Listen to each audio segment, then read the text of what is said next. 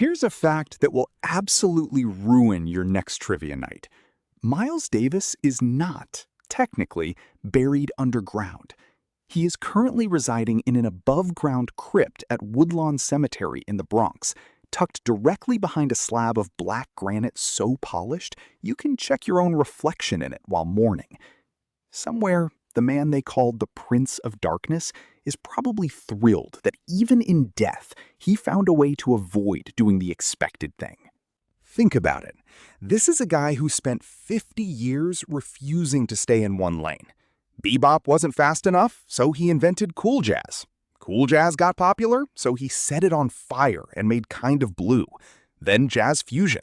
Then he just disappeared for 5 years, because apparently even retirement had to be done unconventionally. Miles Davis treated genre the way most people treat a gym membership. Technically signed up, rarely committed. So of course, when it came time for the final resting place, 6 feet under like everybody else was never gonna cut it. Underground is for people who play it safe. Miles was always above it. He's stationed in a section of Woodlawn nicknamed Jazz Corner, which is essentially the world's most intimidating apartment complex. Duke Ellington's a few steps away, so is Lionel Hampton. Celia Cruz is around the corner. It's less a cemetery plot and more a permanent green room.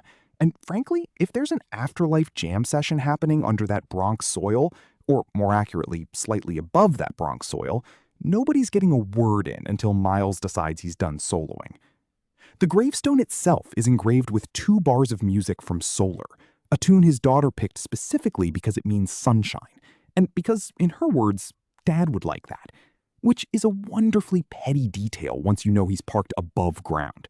The man is, quite literally, catching more sun than his neighbors. He was buried with one of his trumpets, too, presumably in case the acoustics down there, up there, ever need workshopping. Fans visit and leave small stones on the grave, an old tradition of respect, which means Miles Davis, a man famous for despising being touched, hugged, or photographed without permission, is now permanently covered in pebbles left by strangers. There is no cosmic justice quite like being the most influential trumpet player of the 20th century, and also, apparently, a landing pad for rocks. So no, Miles Davis is not underground. He's above it, behind a mirror-shine tombstone, flanked by jazz royalty, catching sunlight, holding a trumpet, buried the same way he lived and played, refusing, on principle, to go where everyone expected him to go.